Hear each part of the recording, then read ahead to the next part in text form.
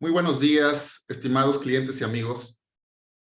En esta ocasión los saludo nuevamente. Mi nombre es Óscar Heredia, socio de la oficina de Veracruz, y en nombre de todos los socios que integramos Rosset Bedford, queremos darle la bienvenida a este webinar denominado Análisis Fiscal de Operaciones con Residentes en el Extranjero. En esta ocasión tengo el gusto de compartir este webinar con dos de mis socios especialistas en la materia. Fernando Velázquez, socio de impuestos y de precios de transferencias de la oficina Ciudad de México, y Armando Águila, socio de impuestos de la oficina de Puebla. Bienvenidos y muchas gracias, Armando y Fernando. Gracias. Gracias, buenos días. Entrando en materia, primeramente me gustaría comentarles que vamos a comentar en el desarrollo de este webinar de los aspectos más generales a los aspectos particulares, entrando por algunos puntos de recomendaciones y problemáticas que hemos visto a lo largo de la experiencia que hemos tenido tanto Armando como Fernando como un servidor. No vamos a entrar a abordar temas técnicos a fondo, porque sabemos que lo más relevante para ustedes es el tema de que le podemos compartir la experiencia que hemos tenido, como les decía, en esta materia. Muy bien, primero recordemos que de acuerdo con la Ley Impuesto sobre la Renta, hay dos rubros, principalmente hablando de residentes en el extranjero, que están obligados al pago del impuesto sobre la renta. Principalmente aquellos que tengan un establecimiento permanente en el país respecto a los ingresos acumulables del establecimiento permanente. Y en otro rubro, los residentes en el extranjero en México con fuente de riqueza que no tengan establecimiento permanente, pero que los ingresos que generen estén en este país. Principalmente son los dos grandes rubros. Esto, primeramente, vamos a hablar de todos los aspectos regulados en las disposiciones fiscales mexicanas. Este es el primer punto que queremos comentarles, quiénes son los sujetos de impuestos, en este caso, en materia del impuesto sobre la renta. En términos generales, recordemos que hay dos títulos principalmente que regulan el tema de pagos al extranjero, el título quinto y el título sexto de la ley de la materia. Y de manera muy general, vamos a comentar en los siguientes puntos, concluyendo yo con algún ejemplo de la tasa de retención en materia de las disposiciones fiscales mexicanas. Primeramente, me gustaría darle la palabra a nuestro socio,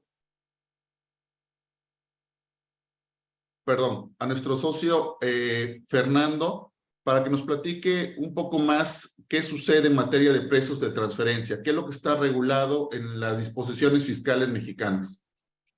Muchas gracias, Oscar. Muy buenos días a todos. Efectivamente, este es un tema que cada vez va cobrando mayor relevancia a nivel nacional.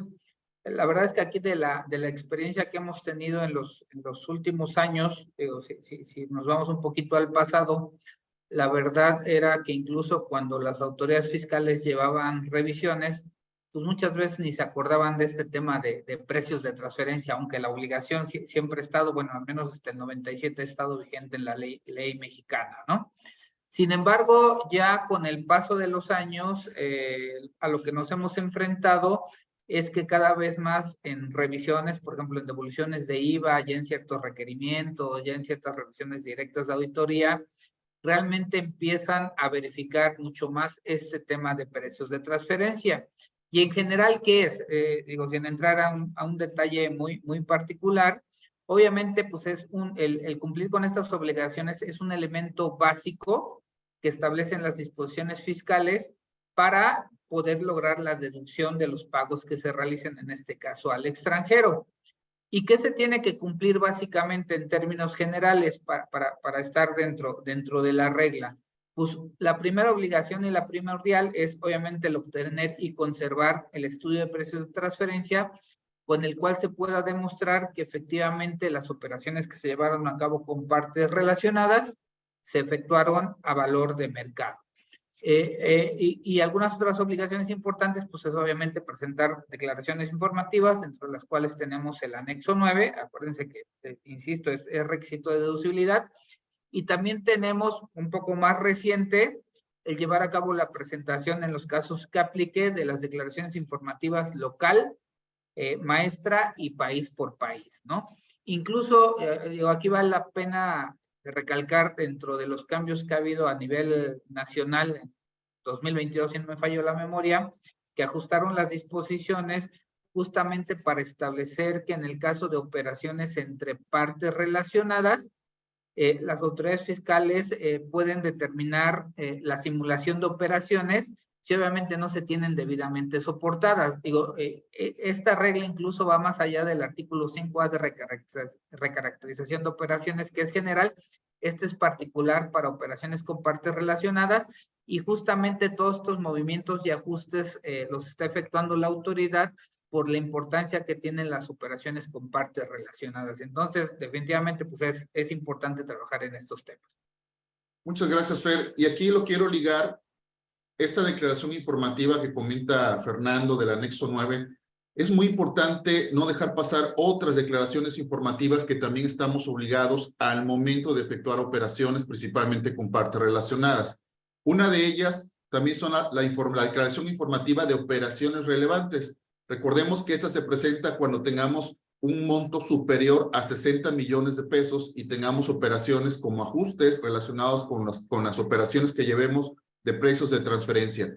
Esta informativa es muy importante. En muchos casos están pensando que únicamente se quedó la información de esquemas reportables. La realidad que no es así. También hay que presentar la informativa de operaciones relevantes, insisto, cuando esto supere la cantidad de 60 millones.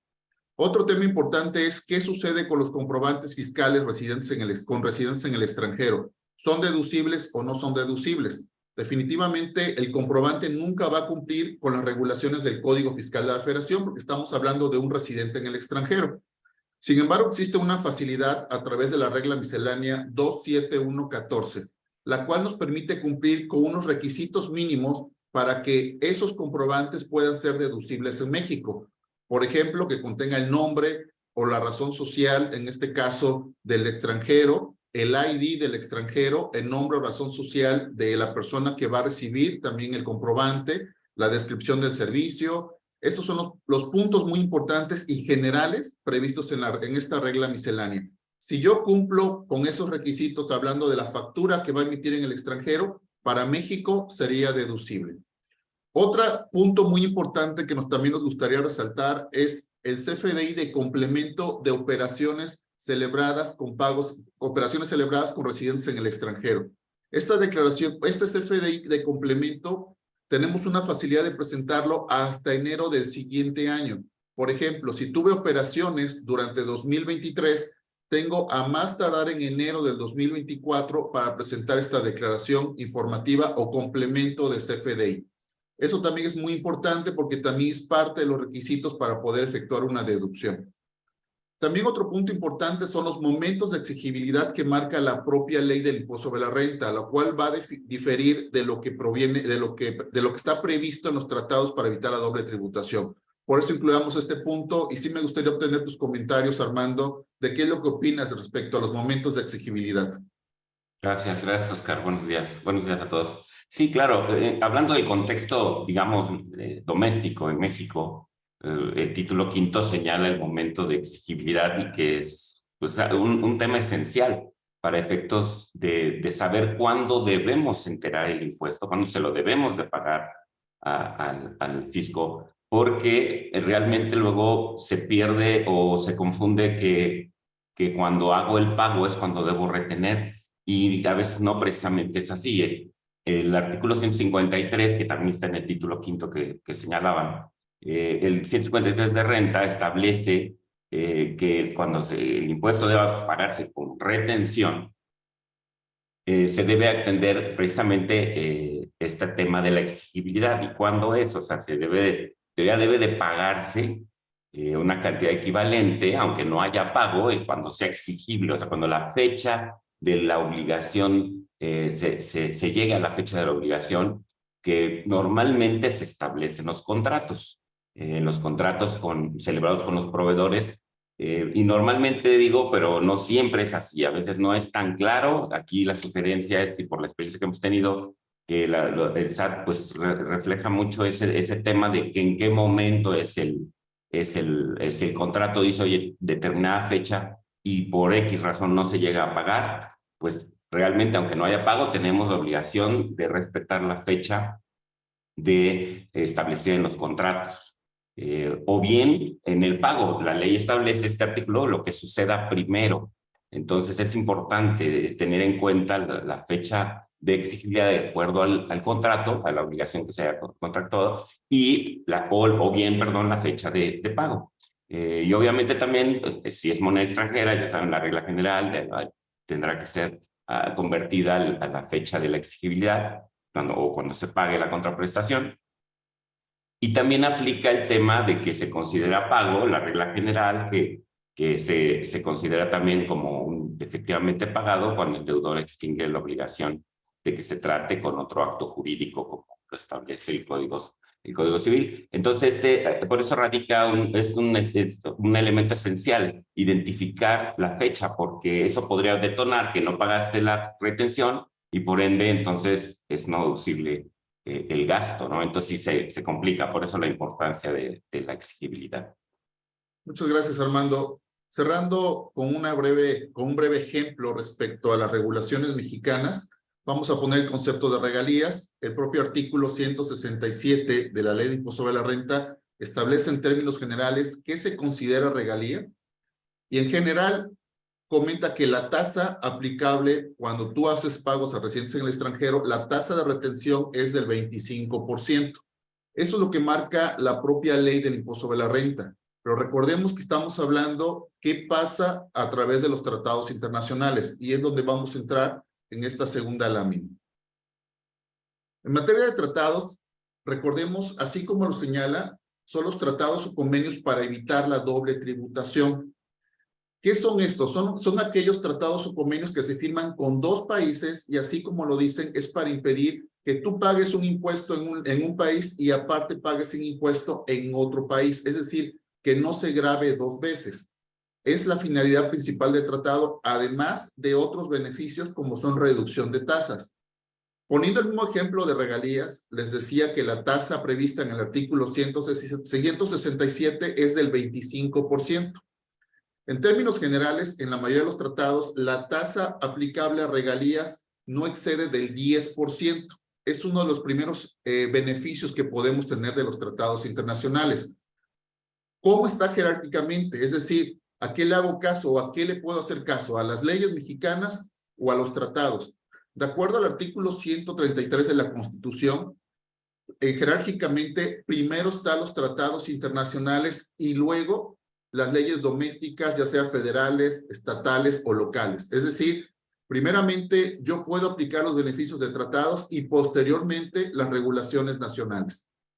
Ahora bien, les decía, uno de los beneficios es el tema de la reducción de tasa. Hablando del ejemplo de regalías, podría reducir a un 10%. Sin embargo, ¿qué sucede?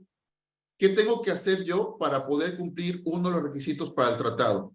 Si estamos mencionando que lo que buscamos es evitar la doble tributación, y en este caso que les puedo poner, yo tuve una operación en México con Estados Unidos, lo que tengo que demostrar a la autoridad mexicana es que yo efectivamente esté residiendo para efectos fiscales en Estados Unidos y que no se trate, por ejemplo, de un vehículo transparente. Para ese caso, uno de los requisitos que prevé la propia ley del impuesto sobre la renta es que yo obtenga una constancia de residencia fiscal del ejercicio que yo estoy haciendo los pagos, o voy a obtener los beneficios, en este caso del residente en el extranjero, por ejemplo, Estados Unidos, en el ejemplo que estoy comentando. También otra facilidad que te marca la propia ley es que puedo tener la última declaración de impuestos de este proveedor residente en el extranjero. La regla general, primeramente, es la constancia de residencia fiscal. Sin embargo, hay otros temas que yo tengo que considerar también para efectos de la aplicación de beneficios de tratados, además de la fuente de riqueza, también si tengo o no establecimiento permanente en México, ya que puede darse el caso de que yo no pueda aplicar los beneficios de tratado porque tenga que pagar impuestos en México porque se origina un establecimiento permanente. ¿Qué nos puedes platicar al respecto, Fer? Aquí bueno, el tema del establecimiento, perdón, Oscar, sí es un tema, digamos que siempre ha sido un poco, bueno, muy controversial a veces, muy controvertido, porque las definiciones generalmente vienen descritas en los tratados digamos, no con mucha precisión. Suelen definirse con comentarios o inclusive dentro del modelo de la OECD, los comentarios del modelo y los comentarios al tratado suelen definir qué se debe de entender por establecimiento permanente, porque ahí pues ves que, como señalabas al principio, Oscar, el tema de establecimiento permanente pues define si voy a utilizar el tratado o no. Por eso es muy importante identificarlo. Generalmente se refiere a una presencia física de una empresa o una entidad que ejerce actividades comerciales en ese país, ¿no? También en ocasiones se difiere o, bueno, se define por la duración de esas actividades. En algunos tratados establecen la duración, el tiempo de esas actividades para determinar si existe o no, digamos, un establecimiento permanente. Entonces, yo creo que es un punto medular identificar y definir si existe o no un establecimiento permanente, porque obviamente todo va encaminado a veces también en que el SAT ha detectado pues, mala práctica, argumentando un establecimiento permanente para efectos de poder gozar de un tratado o no. Entonces, también los tratados suelen enumerar actividades específicas que pueden considerarse si existe un establecimiento o no, tal cual como, por ejemplo, pues, la propia realización de negocios, los proyectos de construcción, prestaciones de servicio, temas muy específicos en cada tratado. Por eso es importante identificarlo, porque pues sí es, como les decía, es elemento esencial. También hay excepciones en algunos tratados o exclusiones, dependiendo de las actividades. Entonces, también hay temas muy puntuales. Y obviamente también qué tipo de ingreso se le atribuye o cuál es el ingreso que se le atribuye a este establecimiento. También el tema por ejemplo, que puede resultar que el concepto es diferente en este tratado y por eso puede diferir. Y más aún ahorita que vamos a hablar también al respecto del instrumento multilateral, salieron reglas muy interesantes al respecto para evitar el tema de tratar de utilizar un establecimiento permanente o simularlo, una ilusión artificial de un establecimiento permanente, y reglas antiabuso que también resultan muy interesantes ahorita que platiquemos del instrumento multilateral. Muchas gracias, Armando. Uno de los conceptos más importantes, no más importante, porque todos son importantes al final del día, es el tema de gasto por rata. Nos hemos dado cuenta que en estos últimos años, ese tipo de concepto ha sido más fiscalizado por las autoridades fiscales, principalmente porque en la propia disposición se considera no deducible. ¿Pero qué nos puedes platicar al respecto, Fer? Sí, fíjate, Oscar, que yo creo que es un tema bastante delicado. ¿Y por qué? Porque la realidad es que este tipo de prácticas a nivel internacional es bastante común y permitido, ¿no? No como en el caso de México, donde tenemos una regla particular donde se establece que este tipo de gastos a prorrata efectuados en el extranjero se deben considerar como no deducibles. Entonces, primero voy a comentar un poquito lo que hemos visto en la práctica, porque la realidad es que cuando nos llega a revisar la autoridad fiscal y empieza a pedir documentación, soporte, de efectivamente cómo se determinó el cargo que se está efectuando a la compañía mexicana, llega a surgir, y creo que de manera bastante común, este tema de que están hechos con base en una prorrata. ¿Por qué? Porque, insisto, pues a nivel internacional, pues es una práctica común. El problema es que en muchos casos, al momento de llevar esta operación, y entiendo la problemática que muchas veces tenemos con casa matriz o con las compañías que están en el extranjero, no tenemos toda la información o no documentamos realmente este tema y que resulta efectivamente trascendente porque, como ya comentamos, con base en las disposiciones de la ley del impuesto sobre la renta, inicialmente tendría que considerarse como no deducible. No obstante esta situación, cabe comentar que derivado de por ahí alguna jurisprudencia que se generó, que no me falla la memoria, por ahí del año 2012, 14, ya no lo recuerdo muy bien, se estableció que efectivamente la autoridad no podría rechazar de primera mano este tipo de conceptos, que realmente se tenía que hacer un análisis mucho más detallado para ver la posibilidad de que se pudiesen considerar como no deducibles. Incluso derivado justamente de este precedente judicial, la autoridad fiscal emitió la regla 33127 de la resolución miscelánea vigente actualmente, en el cual establece una serie de requisitos que se tendrían que estar cumpliendo para efectos de señalar que este tipo de gastos no son deducibles. El problema de esta regla es que realmente se necesita recabar la documentación para demostrar, entre otras cosas, que obviamente se trata de un gasto estrictamente indispensable. Por ejemplo, solo aplica cuando con un país que se tenga un acuerdo amplio de intercambio de información, demostrar la materialidad, obviamente, demostrar el beneficio económico. Entonces, son temas bastante complicados que ya se nos han presentado con la autoridad fiscal para poder soportar estos temas. Y si no tenemos la documentación adecuada, pues definitivamente el riesgo va a ser que sea no deducible. Obviamente, cuando lo queremos hacer a toro pasado, pues todavía se complica más el asunto, ¿no? Ya cuando tenemos la revisión encima y decimos, oye, necesito documentar la operación de hace 4 o 5 años, híjole, es casi imposible. Entonces, definitivamente, uno, tenemos que verificar si efectivamente los cargos que nos están realizando no se determinaron a través de una prorrata, de una distribución justamente de esos gastos, con algunos factores como ingresos, sueldos, empleados, etcétera. Y si fue el caso, la realidad es que si queremos cumplir con este requisito de la regla 33127, pues sí necesitamos crear el defense file que contenga todos estos soportes para poder demostrar en dado caso que efectivamente cumplimos con la regla y que por lo tanto sí se podrían considerar como deducibles este tipo de gastos. Muchas gracias, Fer. Aquí un tema importante que sí me gustaría resaltar es que lo que sí hemos visto en la práctica no necesariamente se denomina gasto a prorrata, normalmente le llaman cargos corporativos. ¿De acuerdo? No nos confundamos. Si realmente son cargos corporativos y no tenemos forma de identificar que es un gasto directo, definitivamente es un gasto a prorrata. Y ahí entramos para que pueda ser deducible tendríamos que cumplir con todos los requisitos de esta regla miscelánea.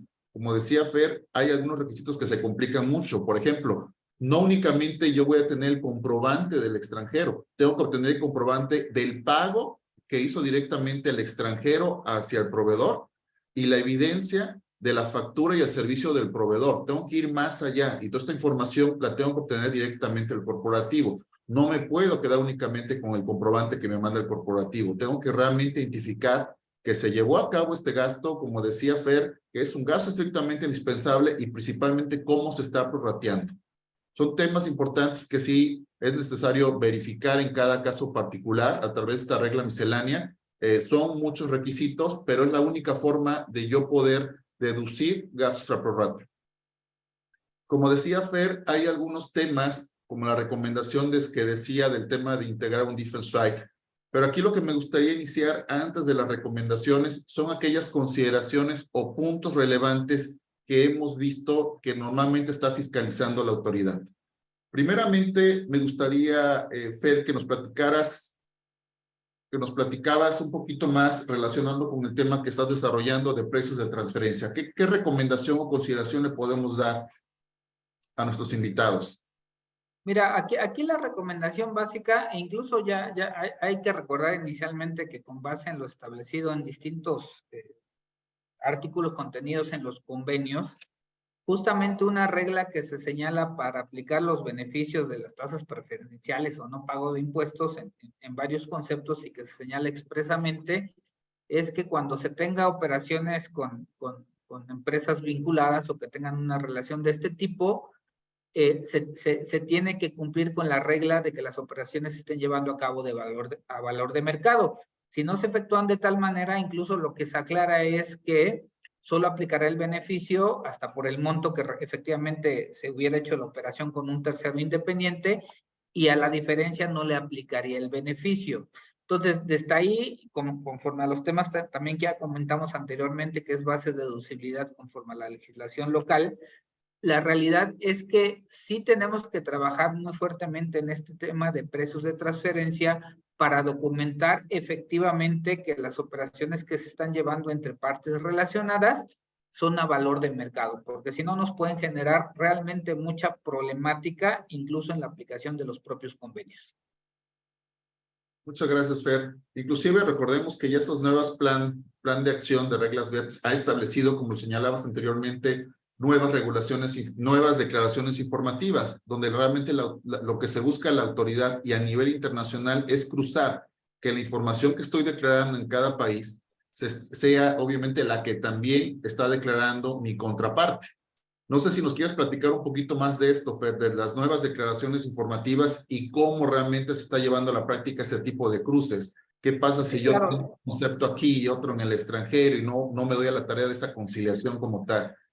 Sí, claro, ya no tan nuevas realmente, ya tenemos algunos años con ellos, pero sí, a lo mejor no le hemos puesto la suficiente atención a este tipo de declaraciones, incluso en muchos casos nos encontramos con supuestos donde las propias compañías ni se han dado cuenta que les aplica, ¿no? O sea, como que estamos todavía de este lado en pañales, pero la verdad es que a nivel internacional este es un vehículo de fiscalización sumamente importante, que incluso entra dentro de los intercambios de información automático que tienen las autoridades fiscales a nivel internacional, justamente para poder verificar lo que se está diciendo de este lado y lo que se está diciendo del otro lado para poder identificar si realmente lo que se establece en materia de precios de transferencia, y aquí a lo mejor mucho enfocado y a fin de cuentas es la base de precios de transferencia para poder determinar la razonabilidad de las operaciones,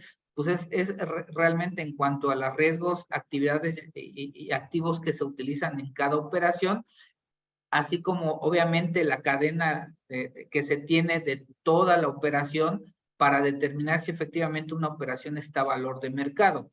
Entonces, definitivamente estas declaraciones que incluyen muchísima información, la local pues básicamente es el estudio de precios de transferencia más alguna información adicional.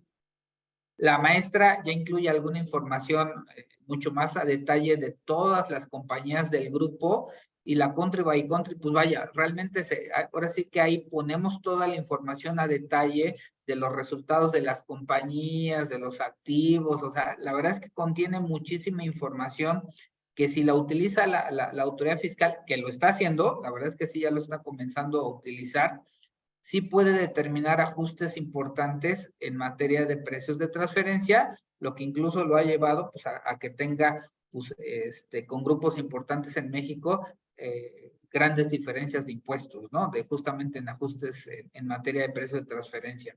Entonces, sí vale la pena que realmente repasemos todas las obligaciones que tenemos en precios de transferencia, si nos aplican o no nos aplican este tipo de declaraciones, porque sí nos podemos meter en un problema importante, incluyendo sanciones que se aplican por no presentar este tipo de declaraciones y temas de no deducibilidad si no se cumplen adecuadamente con las obligaciones. Muchas gracias, Fer. Sumando un poco a lo que dice Fernando, recordemos que antes únicamente nos dábamos a la tarea de verificar que lo que teníamos en registros contables correspondiera al estudio de precios de transferencia y correspondiera a las informativas. Ahora, con esta información que comenta Fer, ahora también tenemos que considerar el tema de la información o la informativa que se está presentando a nivel internacional. ya que todo eso tiene que ser correctamente conciliado y cruzado, ¿no? Muy bien, hay otro tema importante que también ha sido considerado mucho por las autoridades fiscales, que es el beneficiario efectivo. ¿Qué nos puedes platicar al respecto, Armando? Gracias. Sí, efectivamente, este es otro elemento esencial de la condición de los tratados.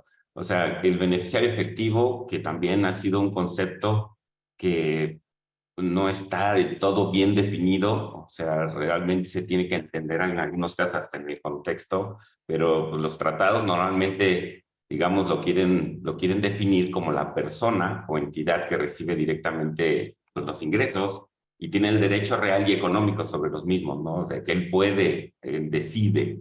Esa es la persona que recibe realmente las rentas. Eso es lo que trata de pues, regular digamos, los tratados. ¿Con qué objeto? O sea, el objeto es evitar el abuso, porque pudieras tratar de, en las estrategias de las corporaciones, pues sí, pues los fiscos se han dado cuenta que se han utilizado figuras complejas a través de diversos mecanismos para intentar decir que soy el beneficiario efectivo, cuando a lo mejor eres solo un vehículo que nada más traspasa los recursos y no eres tú el beneficiario efectivo.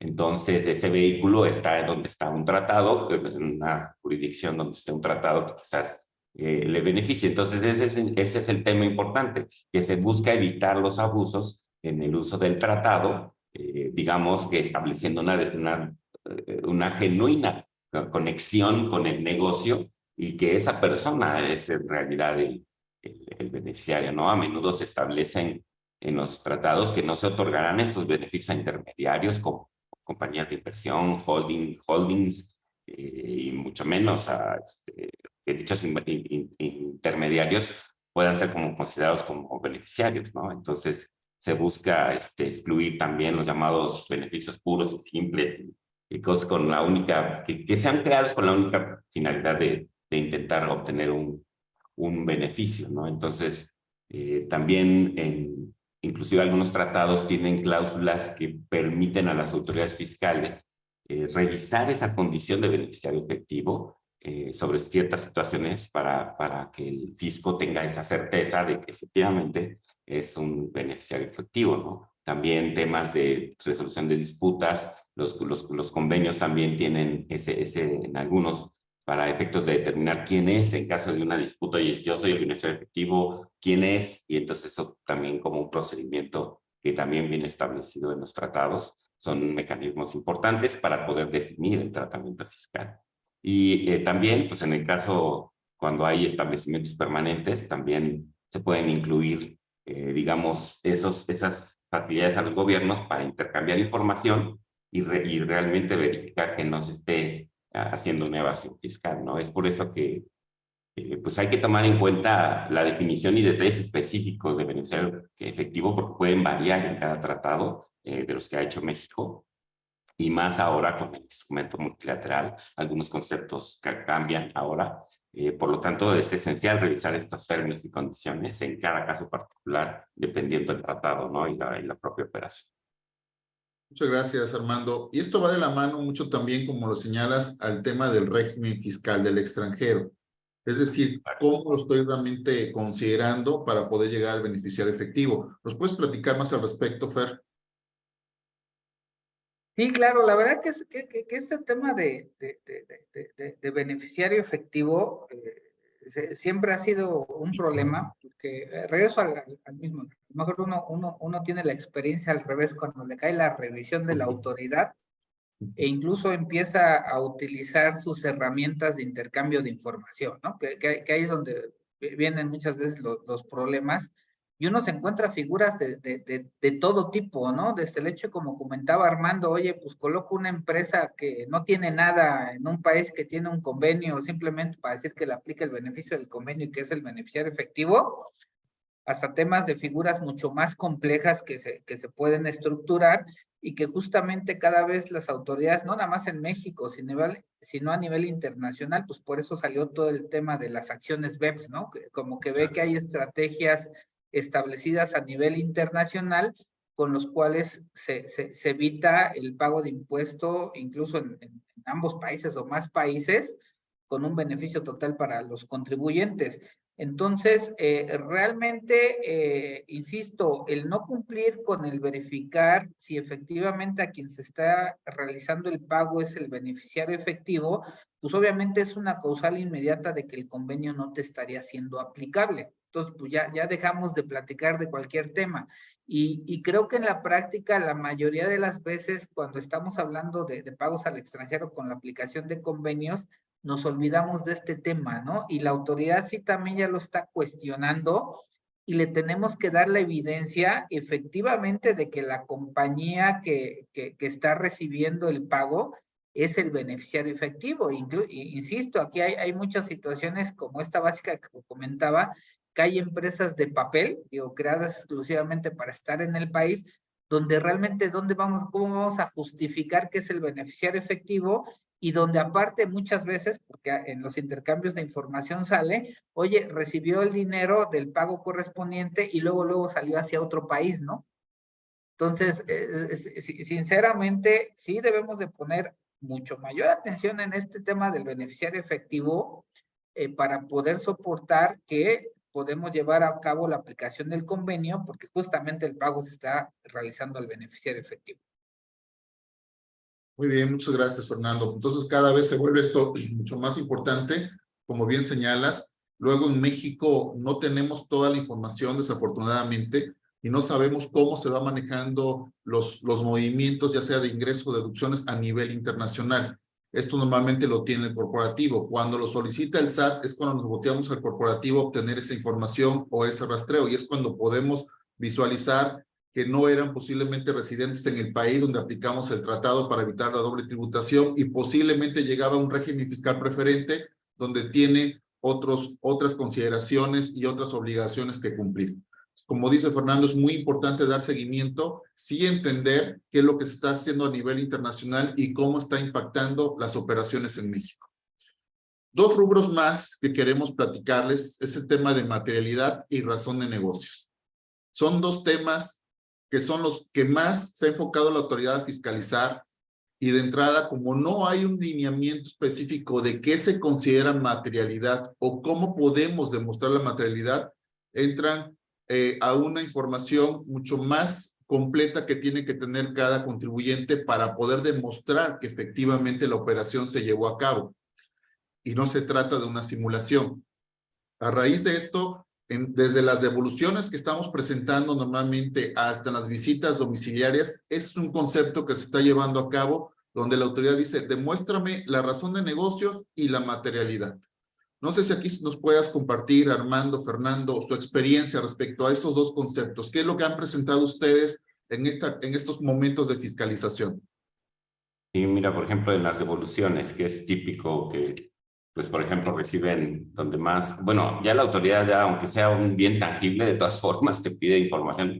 Obviamente se concentran más en los servicios porque es lo que resulta luego donde más mala práctica hay, pero sí piden elementos pues ya muy de detalle, por ejemplo, tratando servicios, qué personas, cómo pagaron las contribuciones de esas personas, fotos, quieren videos, o sea, ves que se entrega todo eso, todo ese tema de documentación, pues obviamente contribuciones del IMSS, que la compañía haya pagado los impuestos, los entregables famosos, que para poder demostrar esa materialidad. A veces nos ha servido mucho que el proveedor también nos dé información adicional, por ejemplo, que para poder demostrar que tiene, pues que el proveedor tiene los elementos. Ves que normalmente la autoridad dice, oye, ¿cómo te prestó este servicio de millones y no tiene ni un personal, no tiene activos, no tiene nada, ¿no? Entonces, hasta esa posición con los proveedores también es importante.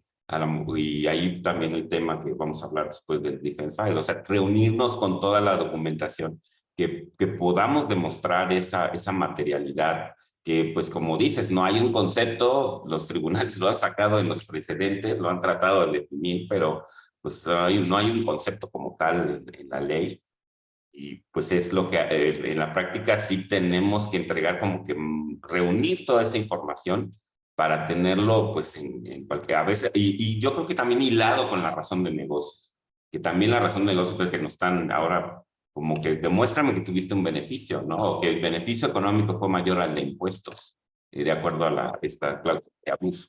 Entonces, esa es la parte, yo creo que sí, en temas de devoluciones, yo creo que es donde más está la autoridad al respecto preguntando.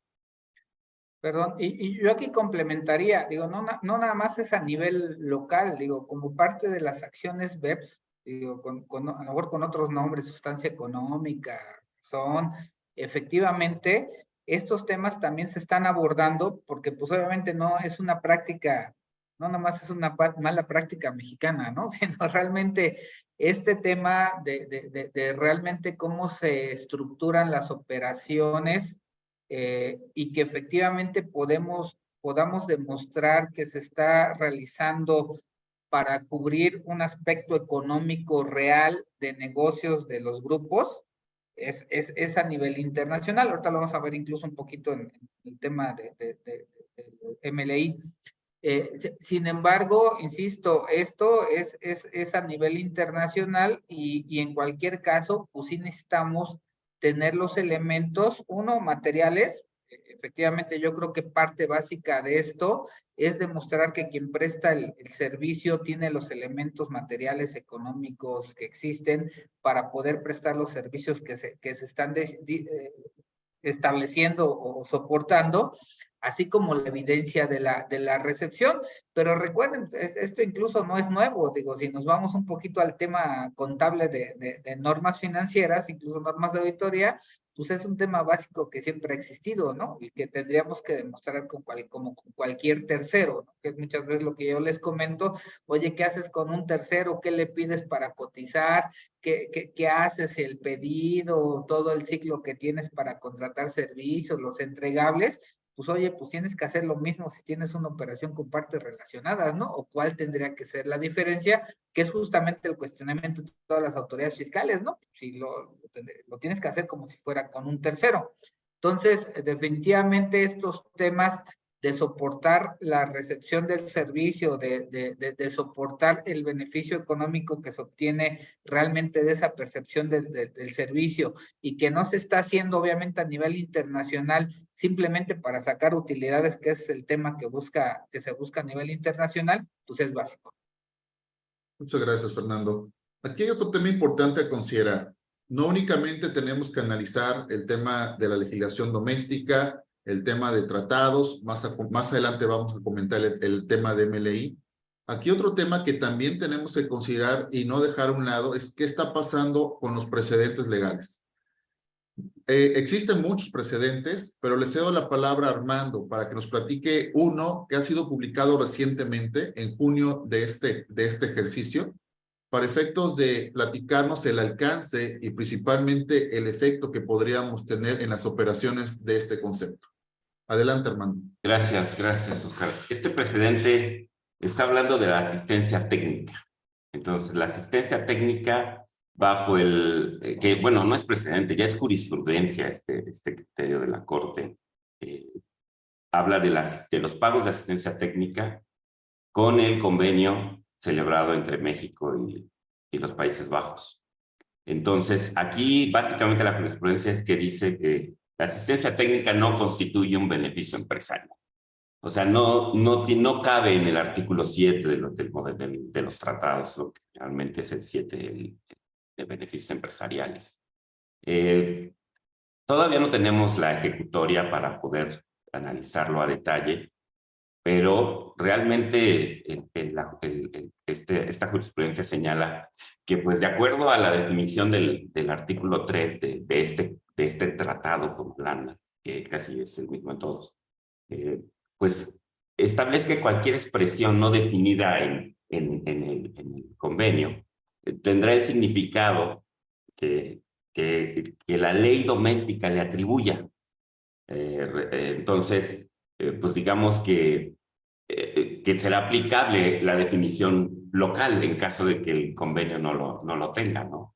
Y pues en este caso, por ejemplo, el beneficio empresarial, pues dicen, oye, la asistencia técnica no está listado en las rentas que establece el tratado Por lo tanto, pues decíamos, bueno, pues entonces le aplica el beneficio empresarial. Pero, pues ahora el criterio que ha manejado y la posición que ha manejado el SAT es decir que, pues como no está nombrada la asistencia técnica dentro de las rentas, como intereses, regalías, todas las rentas que vienen en el tratado, pues entonces deberá atenderse a la definición mexicana, a la definición local. Entonces, pues yéndote a lo que es la definición de asistencia técnica y que se define, pues, digamos, lo que debería conocerse como asistencia técnica, la prestación de servicios independientes, pues como dicen que pues diferente y que deberían de considerarse como no caemos en ese tema de asistencia y que como no está listado en ese concepto, pues entonces nos toca irnos a que pues, entonces es una actividad empresarial. Entonces deberíamos asistirnos y como el título quinto establece que pues todos los conceptos relacionados en ese capítulo están considerados como pues que no van a formar parte de se van a considerar pues ingresos empresariales y pues te vas a la definición del 16 del código y pues te establece las actividades pues comerciales y entonces el SAT dice pues entonces una asistencia técnica que es un servicio personal pues no calificaría como un tema de beneficio empresarial. Lo cual, pues tendremos que analizar el tema de la ejecutoria porque, pues si bien es cierto que este artículo 3 establece que, pues si no hay un concepto te tienes que ir a la ley doméstica, pues también establece que ese mismo artículo dice que a menos que su contexto se infiera una interpretación diferente. Y ahí es donde esta sentencia no sé si hace mención a los comentarios de la OECD, que también son válidos para interpretar un acuerdo de acuerdo con la propia legislación mexicana. Debemos tomar en cuenta esos comentarios. Y dentro de esos comentarios, pues hasta te ponen ejemplos de cómo se distingue una asistencia técnica, un servicio técnico, a una regalía, ¿no? Y por lo tanto, pues te deberían aplicar el tema de beneficio empresarial, pero ahora sí que este precedente nos llega a cambiar mucho el tema, habría que analizarlo por supuesto, porque no tenemos todavía todos los elementos para ver cómo fue este análisis que se hizo en la Suprema Corte, para poder definir que pues entonces esta es asistencia técnica, pero entonces ya esto nos abre un panorama porque entonces el SAT podría tomar este mismo caso para otro tipo de pagos, como publicidades, como cualquier otro tipo de servicio que normalmente hablamos, por ejemplo, el muy común, el management fee, los gastos de administración que también señalaba, gastos administrativos que señalaba Oscar. Esto nos viene a hacer un cambio total en la forma en que hemos interpretado los tratados. O sea, este cambio que está haciendo la Suprema Corte,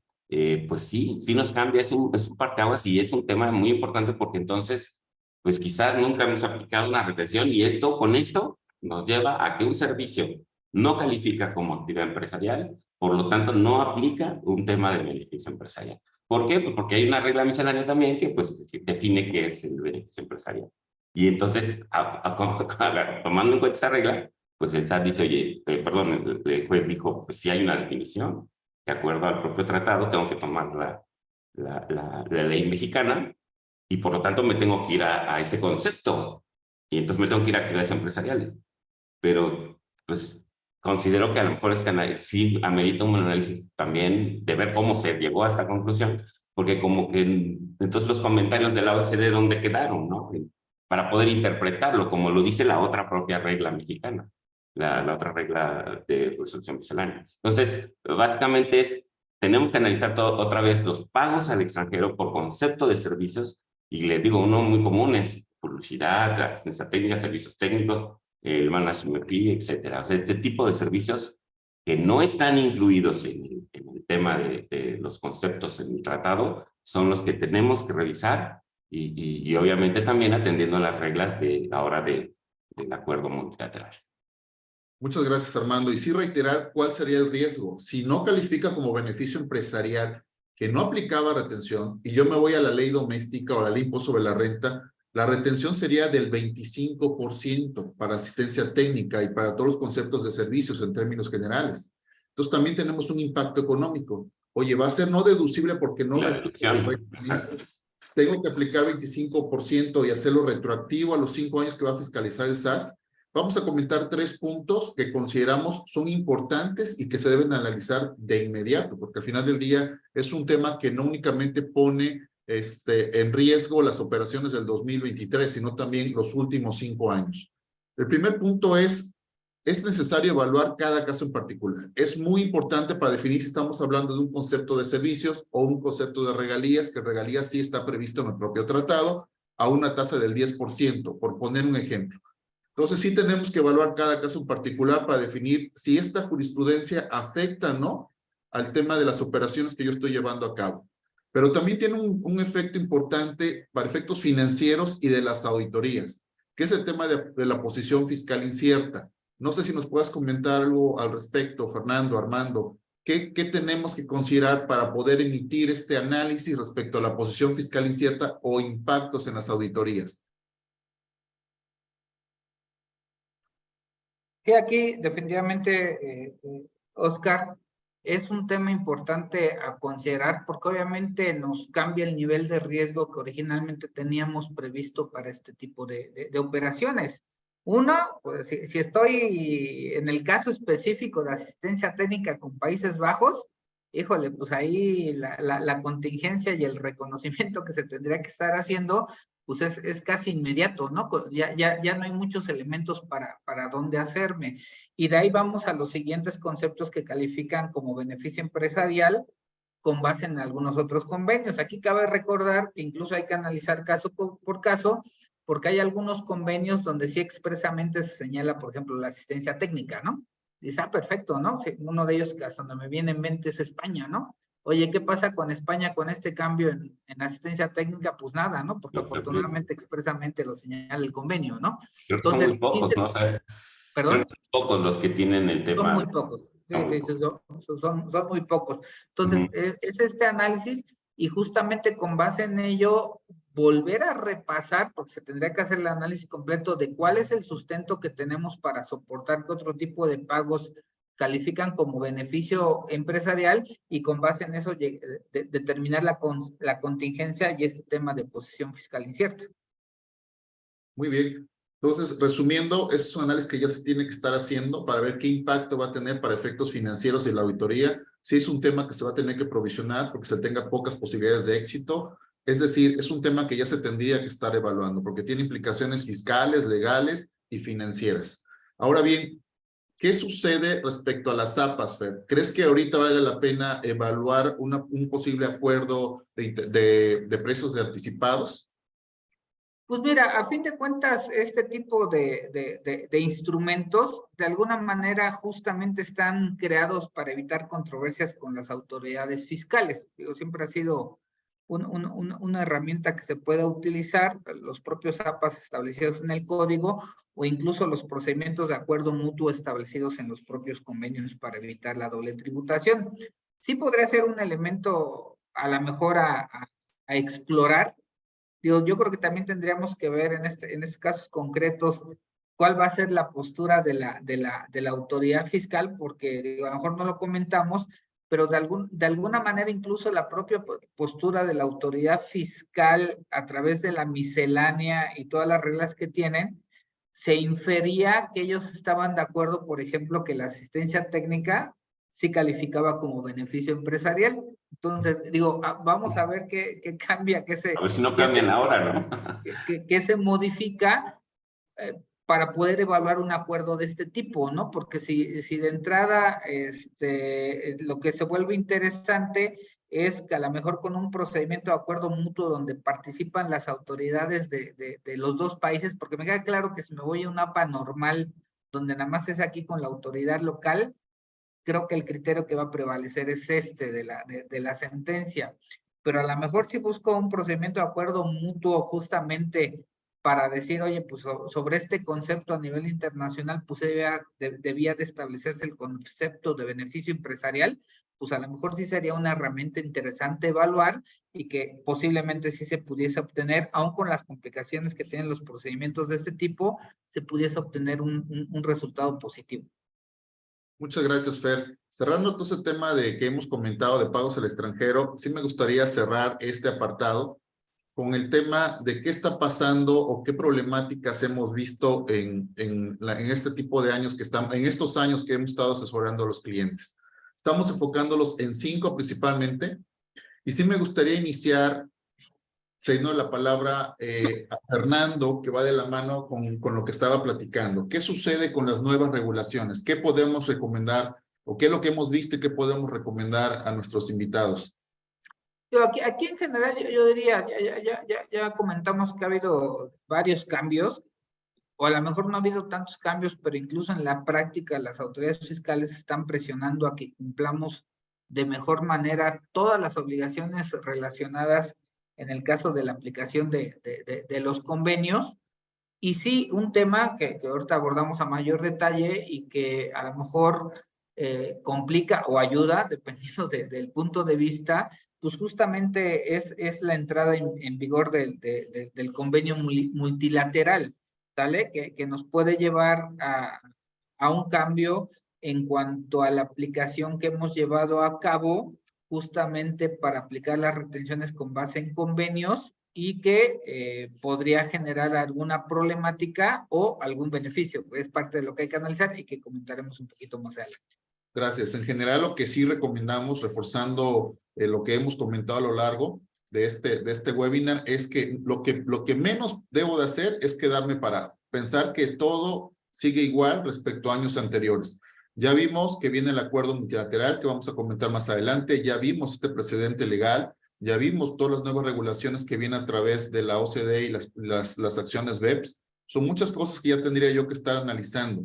Pero ¿qué pasa con las que ya tengo, Fer? Tendrían que cambiar. Estamos viendo de acuerdo con este tema de asistencia técnica, por ejemplo, que también se tendría que estar analizando. No podríamos dejar únicamente apegarnos a las nuevas regulaciones sin dejar a un lado el tema de los criterios aplicados anteriormente. Pero bueno, si continuamos. Perdón, adelante. Perdón, yo creo que aquí deberíamos de empezar por lo básico, ¿no? Si no documentamos lo que actualmente tenemos, porque es el problema, ¿no? Cuando revisamos, ¿no? Oye, y dame el soporte, no, pues no tengo, ¿no? Entonces regreso a lo básico, ¿no? Si no empezamos con eso, ya de lo otro ni hablamos, ¿no? Sí, claro. Por ejemplo, lo que es algo muy común de los gastos, como lo que hablábamos, asistencia técnica de gastos de desarrollo. Luego nada más tenemos la factura y son varios milloncitos y lo único que tenemos son la factura, o sea, y es ahí donde entra la importancia de tener el defense file, o sea, dentro de un tema que debemos de hacerlo, que nos va a dar pues una certeza. El defense file es ahora sí que el archivo de defensa para efectos de poder reunir, tener un conjunto de documentación para respaldar las operaciones, por varias razones. Primero, pues obviamente el cumplimiento tributario. Les va a ayudar a las compañías a garantizar el poder demostrar, o por lo menos ayuda a garantizar el poder demostrar el cumplimiento de las obligaciones, pues que va a incluir documentos, registros, cálculos, todo lo que pudiéramos proporcionar durante una auditoría. Te permite, obviamente, también pues, los riesgos, medir los riesgos, la gestión de riesgos, para poder identificar pues, un problema, como lo que decía ahorita Fer, ¿no? O sea, un problema de que, oye, pues no tengo ni el contrato, ¿no? Entonces, pues abordarlo de manera proactiva, ¿no? Y no reactiva cuando venga la autoridad, como decía ahorita Oscar, ¿no? Entonces, nos ayuda a reducir errores, previendo escenarios. En esto también, hasta en la materia que ve Fer de transferencia, pues es como algo básico para efectos de la demostración de cómo cumpliste con toda la regulación en materia de transferencia, ¿no? Entonces, es una medida también como gobierno corporativo que puedas tener este archivo de defensa para efectos de poder afrontar cualquier tipo de contingencia fiscal con la autoridad. Yo creo que es una problemática actual, como decía Oscar, y es algo que debería ser parte, como ya un control interno, al momento de hacer operaciones, pues con partes relacionadas o no, y también domésticas. Sí, aquí también es muy importante, sumando a lo que comentan Fernando, Armando, hablamos luego de defense file, pero a la hora de revisarlo, vemos que también está muy limitado, o que la calidad de información no es la correcta, no es la que tenían que haber obtenido. Vemos luego contratos que dicen un concepto, la factura dice otro concepto, el estudio de costo dice otro concepto. De ahí de entrada no hay una unificación. Luego vemos que el contrato realmente es un contrato global que no únicamente aplica a una operación, aplica a varias entidades. Otro tema que hemos visto es que la factura también dice nada más cargos corporativos sin definir realmente qué tipos de conceptos estamos pagando. Ya no entremos a temas básicos, que son facturas, el tema de contratos, el tema de constancia, que es lo que damos ya realmente por hecho que se debiese de tener. Si ya entramos al tema que estábamos comentando anteriormente con el tema de razón de negocios y materialidad, es lo mínimo que yo tendría que tener. Luego se da mucho en la práctica que no tengo nada y ese defense file está súper limitado. Un poco delgado. Y mucho menos me dio la tarea de tener los 5 años anteriores, que son los que tengo que fiscalizar o que me pueden fiscalizar. Entonces, entramos... Y es que, perdón, y es que problemática interna también entre las compañías. Vemos que luego es, oye, es que no te lo puedo mandar porque es confidencial. Y entonces nunca te lo mandan, no lo recibes. Y entonces aquí solo hasta que ya llega el fisco, ya empiezas a reunir. Y el fisco quiere ver hasta boletos de avión de la persona que vino aquí a ver asistencia técnica o ese gasto de desarrollo, ¿no? Quiero ver planos, diseños. O sea, quiere ver algo más tangible. Sí, definitivamente. Por ejemplo, si estamos hablando de un diseño de un sistema o un sistema que estoy aplicando, no voy a quedar únicamente por el cargo, ahí te va más o menos el manual. O sea, ya te piden desde el tema a ver cómo lo desarrollaste, como lo señalabas, a ver planos, a ver dónde lo instalaste, quién lo hizo, qué capacidad tiene la persona que lo hizo. Entramos a un mayor detalles. Como decía, no tenemos una lista, eso se tiene que analizar en cada caso, pero lo que menos debo de hacer es quedarme parado y esperar una revisión. Tengo que ya empezar a trabajar con la información que debe de integrar el soporte de esta operación que estoy llevando a cabo. Fernando, no sé si antes de pasar al siguiente tema quieras hacer otro comentario, otra recomendación a estos aspectos que estamos comentando, principalmente el Defense File. No, creo que ya quedó, yo esperaría que haya quedado bastante clara la idea de que efectivamente tenemos que trabajar en tener los elementos suficientes para poder demostrar todo esto que hemos comentado y hacerlo principalmente en el año de la operación, porque como ya dijimos, de la experiencia que hemos tenido cuando nos revisan 5 años para atrás es, oye, ¿quién vio esto? Ya el que lo veía ya no trabaja ya en el otro país, ya varias historias de terror que pues se vuelve casi imposible armar un buen defense file para defenderlo, ¿no? Entonces, pues hay que trabajar en estos temas definitivamente. Muchas gracias, Fer. Me gustaría invitar a todos los participantes a contestar la siguiente pregunta, que va de la mano a nuestro último tema que queremos abordar con ustedes. La pregunta general es, ¿sabes qué es el instrumento multilateral y cómo impacta fiscalmente a las operaciones con residentes en el extranjero? Tenemos 2 opciones, sí o no. Damos unos segundos para ver la respuesta de cada uno de ustedes.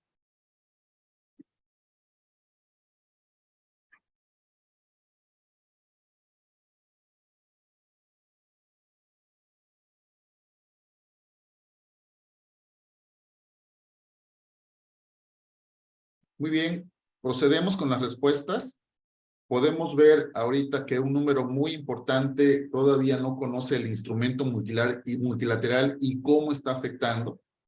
16% nos dice que sí, pero 84% nos comenta que no.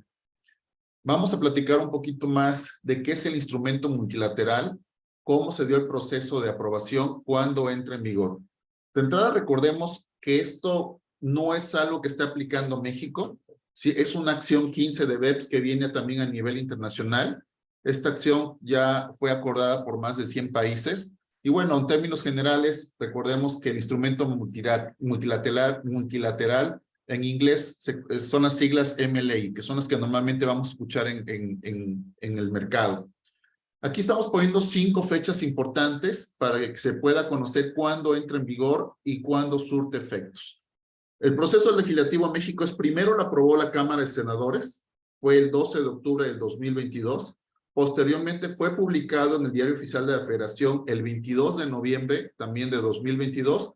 Ya que fue aprobado en México, se manda directamente a la OCDE, donde realmente se deposita la ratificación, y esto fue el 15 de marzo del 2023. Esto ya con base a las fechas que están previstas en el propio instrumento, en las reglas del propio instrumento multilateral, entra en vigor a partir del 1 de julio del 2023. Es decir, ya entró en vigor, sin embargo, va a surtir efectos a partir del 1 de enero del 2024. Ya estamos empezando agosto, en general tendríamos 5 meses ya para ir evaluando cuál es el impacto que tendríamos que tener con la entrada en vigor de este instrumento multilateral o MLI. En la siguiente lámina vamos a platicar de manera muy general los principales conceptos que ya tendríamos que estar considerando para efectos de esta entrada en vigor del MLI. No sé si nos puedes empezar a platicar, Armando, Fernando, quien quiera tomar la palabra respecto a estos puntos que estamos comentando del MLI. Sí, claro. Mira, por ejemplo, pues la verdad es que dentro de los temas que hay que tomarlo en cuenta de que este instrumento modifica, digamos, lo dispuesto en los tratados, pero sin que lo reemplace. O sea, son precisiones que obviamente con el tema de los análisis de la OECD, con la acción 15 del BEPS, lo que intentan es que ya los tratados ya se quedaron atrás. O sea, ya están, el modelo de la OECD ya se quedó atrás respecto de las estrategias que están haciendo los países miembros, y lo que quieren evitar es la erosión de la base. Entonces, esto modifica precisamente lo que diga un tratado, o lo especifica en algunas cosas, o amplía o exceptúa. Entonces, es importante que ahora no solamente vamos a tener que analizar el tratado, sino ahora vamos ahora a analizar el instrumento, lo que diga el instrumento, si es que en ese país están incluidos estos tratados. O sea, como dicen ahí, son 61 tratados los que México está señalando. También el tema, pues, de la compatibilidad, cuenta, o sea, modifica, pero pues como no lo reemplazan, pues hay que ver que hay unas disposiciones que coexisten. Pues hay que ver cuál es el análisis que debemos, o bueno, la conclusión que debemos llegar de acuerdo a estas precisiones. Pues obviamente se busca mejorar la cooperación y coordinación de los países para el efecto de, como decíamos, evitar el BEP, ¿no? Entonces, sí, incluyen una serie de medidas específicas que modifican esto. Entonces, algunas están relacionadas con definiciones de establecimiento permanente, la prevención del abuso del tratado, resolución de disputas, lo que decíamos del establecimiento permanente. Hay reglas específicas que ahora hay que cumplir o verificar para efectos de saber si tenemos o no establecimiento permanente. Entonces, yo creo que ese es el análisis que tenemos que revisar a partir de estos tratados, porque se fueron incorporados en este instrumento, ¿no? Yo creo que esa es la idea principal que hay que seguir para la aplicación. Sí, aquí incluso digo, esto nos lleva ya con la entrada en vigor, y perdón, aquí a lo mejor para quien guste consultarlo y verlo más a detalle, recordar que ya se publicó el decreto donde se establece todo el instrumento el pasado 19 de junio. Hay para consulta de la gente que le puede interesar y que lo quiera ver a detalle, porque está bastante amplio, ¿no? Lo que nos lleva a este instrumento efectivamente es pues, que tenemos que hacer una tarea adicional. ¿Por qué una tarea adicional? Porque como bien comentaba Armando, este instrumento complementa o modifica, aunque no de manera automática, y ahorita lo decimos por qué, efectivamente la aplicación de los convenios. Entonces, ¿esto qué implica? Básicamente que cuando está haciendo la aplicación de un convenio, tengo que verificar ahora si ese país que estoy analizando realmente está dentro de los que ya firmaron o signaron esta misma convención, ¿no? Del instrumento multilateral, ¿no?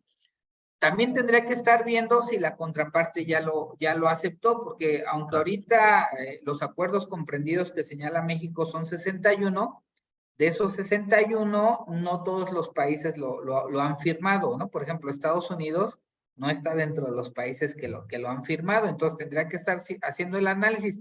porque si la contraparte no lo ha aceptado, pues nos olvidamos del instrumento, ¿no? No es de aplicación porque inicialmente no está aceptado. Si ya está aceptado por la contraparte, aparte me lleva un análisis adicional porque dentro del documento existe una sección básicamente de reservas y observaciones que me podría llevar a que de todas maneras no aplica, ¿no? ¿Por qué? Porque muchos países subieron justamente reservas y comentarios respecto de algunos artículos donde señala que no aplica o cómo aplica este posible instrumento. Y si ya brinco todas esas etapas, bueno, ahí sí ya tendría que ver en específico, insisto, porque aquí es país por país, qué me aplica y cómo lo tengo que ver. Entendido que este instrumento justamente lo que busca, por todas las figuras, como lo comentaba Armando, que se han establecido a nivel internacional, pues busca justamente evitar que se sigan erosionando las bases gravables de los países, ¿no? Que se lleven los beneficios a países donde ni siquiera se paga ningún impuesto. Inclusive, Fer, dentro de las reservas que decías, para que sea más divertido aún, hay opciones. O sea, de que cada país, o sea, tienes 3 opciones y entonces tienes que definir cuál tomó México para efectos de la definición del concepto o de lo que se esté hablando, establecimiento permanente, regalía, intereses. Entonces, hay que analizar como ahora sí que es más tarea, y porque sí hay temas muy específicos en opciones que tenemos que saber si México la tomó o no la tomó para poder definir el tratamiento. Entonces, sí es la tarea adicional que dice Suárez, sí es mayor ahora. Sí, y esto se pone en esta gráfica de manera muy general. ¿Qué hacíamos hasta 2023? Nos íbamos a las leyes domésticas, al impuesto sobre la renta. Si teníamos algún convenio, algún tratado, nos íbamos a analizar el tema de los tratados internacionales y ya definíamos cuál era la postura fiscal, qué tasa de retención le aplicaba, etcétera. Ya a partir del 2024 ya no va a seguir esas 2 líneas. Ya aquí entra, si se dan cuenta, en un punto medio, en un paso 2, el tema del MLI. Ahora, tengo que primero analizar la ley doméstica, luego el MLI, para ver si cumplo. Es una puerta de entrada para los tratados internacionales. Ya no puede ser en el orden como lo vengo aplicando el día de hoy, porque puede ser que el propio MLI ya no me permita llegar al tratado, porque no cumplo con la regla general. Recordemos que aquí, como lo comentaba Armando en un inicio, fue un tema para no tener que modificar todos los tratados internacionales.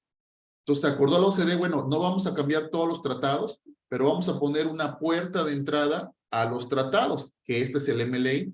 Si tú cumples con las características de la ley, de las características de antibusto o el tema de establecimiento permanente o híbridos, ok, ya cumplo esa puerta de entrada, me voy directamente ya a la aplicación de los tratados.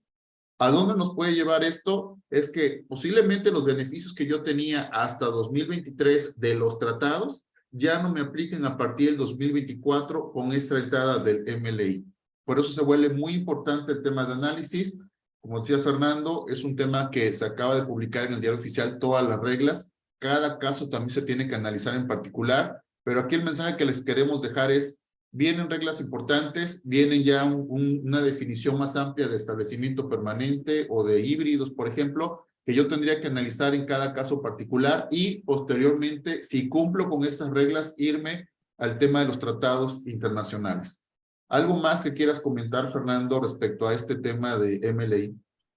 No, yo creo que ahora sí que la tarea de todos es meternos al análisis, cómo nos puede estar afectando en nuestras operaciones particulares que tengamos con países donde estemos aplicando los convenios para evitar la doble tributación, porque como bien comentamos, pues están estos temas importantes donde justamente se está buscando evitar planeaciones agresivas o soportar, por ejemplo, hay temas bien interesantes para comprobar la sustancia económica, ¿no? O razón de negocio materialidad, como lo vemos aquí en México, ¿no? Incluso hay pruebas que se tienen que hacer para demostrar eso, ¿no? Entonces, definitivamente, sí nos tenemos que meter a detalle al análisis. Tenemos ahora sí que estos 2-3 meses para efectivamente validarlo y ver que no tengamos ningún tema, o que si tengamos algún tema, realmente nos dé el tiempo suficiente para implementar alguna medida o algún tema que se tenga que realizar para cumplir adecuadamente con las obligaciones. Muchas gracias. ¿Están de acuerdo? Contestamos unas preguntas. Recibimos muchas preguntas de cientos de personas que están participando en este webinar. Vamos a responder alguna de ellas y finalmente entramos con algunas reflexiones finales. Tenemos varias. Ponemos aquí. Dice Verónica Legaria. Si quieres esta para ti, Armando. Si el proveedor se niega a enviar la constancia de residencia fiscal de su país, otro documento válido puede ser la declaración anual de su país.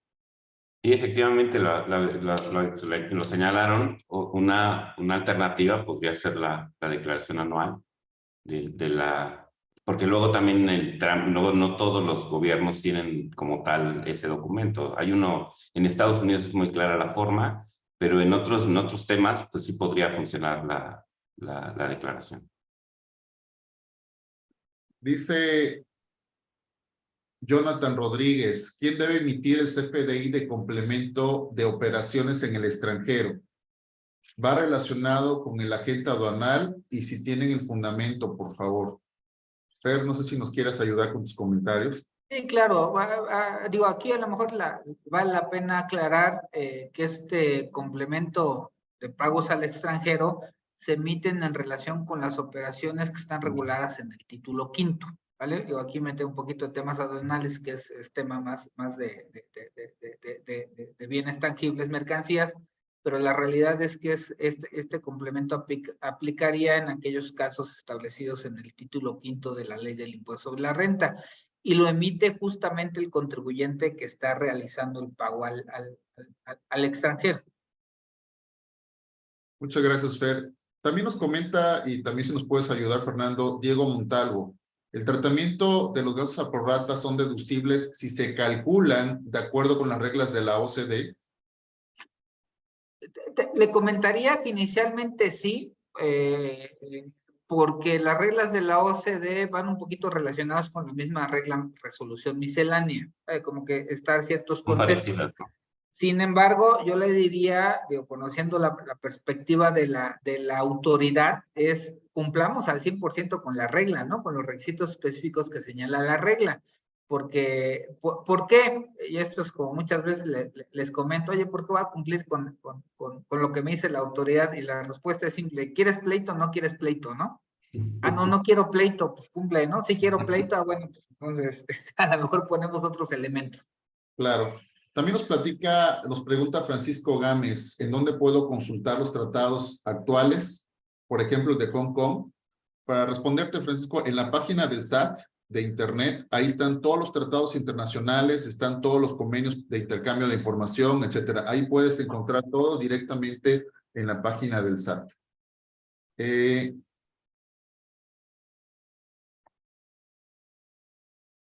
Dice David Cortés, ¿existe un tope para los gastos a prorrata con parte relacionada a residentes en el extranjero? Armando, Fernando, no sé si alguien me quiera... Sí, obviamente indirectamente sí va a haber un tope, porque una de las pruebas justamente es, ahora sí que costo-beneficio, ¿no? O sea, ahí lo tenemos que demostrar, que es de las partes complejas que justamente se tienen para demostrar este tipo de cargos, ¿no? Entre otros elementos se tiene que tener eso, ¿no? Oye, espérame, pues si me estás cargando miles de millones de pesos, que incluso me llevan, porque sí hemos tenido casos, ¿no? Donde dice, oye, pues nunca obtienes utilidades, ¿no? Oye, pero si le restas estos cargos del extranjero, como que sí obtendrías utilidades, ¿no? O sea, cosas Sí, claro. como esas que se tienen que demostrar, que te lleva a que obviamente sí va a haber un tope, ¿no? Sí, no solo cumplir la regla, ¿no? Sino también, más allá de cumplir la regla miscelánea, los requisitos, pues también la razón del negocio. Pero... Aquí otra pregunta, dice, los países que tienen un tratado para evitar la doble tributación, pero se encuentran en la lista de registro, ¿cuál es el tratamiento correcto? No sé si alguno, Armando, Fernando, tienen algún comentario. O sea, que exista un tratado con... Sí, yo creo que aquí está, posiblemente nos puedan dar más información, pero dice que existe un tratado y aparte está en la lista de REFIPRE. Recuerden que aquí, por ejemplo, para calificar de REFIPRE, por ejemplo, en Estados Unidos, puede ser, tenemos un tratado, pero si tú no cumples con la tasa efectiva, entonces No, puedes tú ser un requinte. Entonces va a depender obviamente cada caso en particular, pero no sé si quieras abundar un poco más, Armando, Fer. Sí, en términos generales, pues por algo se tiene el convenio, no obstante que se tenga en la lista. Incluso aquí un tema importante con este tipo de países y que lleva realmente a su aplicación es que se tenga un acuerdo amplio de intercambio de información. Normalmente si se tiene con ese tipo de países no hay tema en cuanto a su aplicación de los beneficios que se establecen. Bien. Aquí comenta Armando Guevara, dice, el instrumento multilateral va en relación con las 15 acciones BEPS, ya lo decíamos, efectivamente sí va relacionado, Armando, específicamente en la acción 15. Tenemos muchas preguntas, pero ya son casos muy particulares, ya operaciones que se están llevando a cabo. Aquí sí es importante, recuerden, lo mencionábamos durante el desarrollo de este webinar, es muy importante analizar cada caso en particular, ya que va a depender de la naturaleza principal del servicio. Yo podría estar hablando de una regalía cuando puede ser asistencia técnica o viceversa, o puede ser un servicio. Entonces es muy importante que las preguntas que hayan hecho alguno de ustedes respecto a alguna operación en particular, sí se analice con detalle. Durante la charla pusieron nuestros correos electrónicos, con todo gusto nos pueden mandar más información y la podemos analizar sin ningún problema. De acuerdo. Dice, ¿qué tasa de retención? Pregunta Mauricio Pérez, ¿qué tasa de retención se aplica a un pago al extranjero no deducible? No sé si tengan algún comentario. No, pues yo diría para tristeza del público que es independientemente una cosa con otra, ¿no? O sea, lo va a aplicar en ese orden, pues qué bueno que es no deducible, ¿no? Pero si caes en el supuesto de pagos al extranjero que llevan retención, pues ¿dónde está la retención? Claro. Y aquí recordemos que el tema de la retención o no retención no quiere decir que el gasto sea deducible. Eso es muy importante. Puede ser que yo aplique incorrectamente la retención o no la aplique debiendo haber aplicada. De entrada es un requisito que estoy incumpliendo y podría entrar en materia de no deducción. Sí, hasta hay un artículo de otros, ¿no? Para los que lo que no se te ocurrió, ahí también puede caber. Claro. Pues muy bien. Con esto me gustaría finalizar el webinar. No sin antes ceder la palabra a Fernando, Armando, para que nos digan alguna reflexión, alguna recomendación final. Pues finalmente yo, bueno, de mi parte diría, con esto del instrumento y con, en realidad, y del otro tema de todo lo que son las operaciones con extranjeros, como que realizar un checklist de de todos los requisitos para precisamente tener esa proactividad de prepararnos para un tema, porque realmente el SAT está un programa de fiscalización bastante efectivo ahora con las famosas invitaciones. Entonces, y obviamente el tema del instrumento que ya en 1 de enero del 24 pues va a surtir efectos en materia de retenciones y eso es donde pudiera haber un cambio del tratamiento actual que la compañía esté dando. Sí, de acuerdo, completamente. Yo creo que es un buen momento, ahora sí que de hacer corte de caja, ver qué estamos haciendo, cómo tenemos soportadas las operaciones, ver cómo nos va a afectar ahora la entrada del instrumento multilateral para definir las acciones que se tienen que hacer, pues para evitar correr riesgos innecesarios. Así es. Correcto. Pues no me resta más que agradecerles, Armando, Fernando, y a todos ustedes invitados, clientes que realmente nos acompañaron en esta hora y media para efectos de comentarles de manera general todos los aspectos relacionados con los tratados internacionales, cómo realmente se relacionan con el tema de la ley de impuesto sobre la renta y las implicaciones que pueden tener con los precedentes legales, como la jurisprudencia que nos platicaba Armando de asistencia técnica, así como la entrada en vigor del MLI. No puedo en este momento realmente quedarme con las manos cruzadas, ya realmente ya tendría que estar analizando estos puntos que estamos comentando y en Russell Bedford estamos a sus órdenes para cualquier duda, cualquier comentario adicional, cualquier análisis que requieran. Muchas gracias a todos, que tengan buen día. Muchas gracias. Gracias a todos.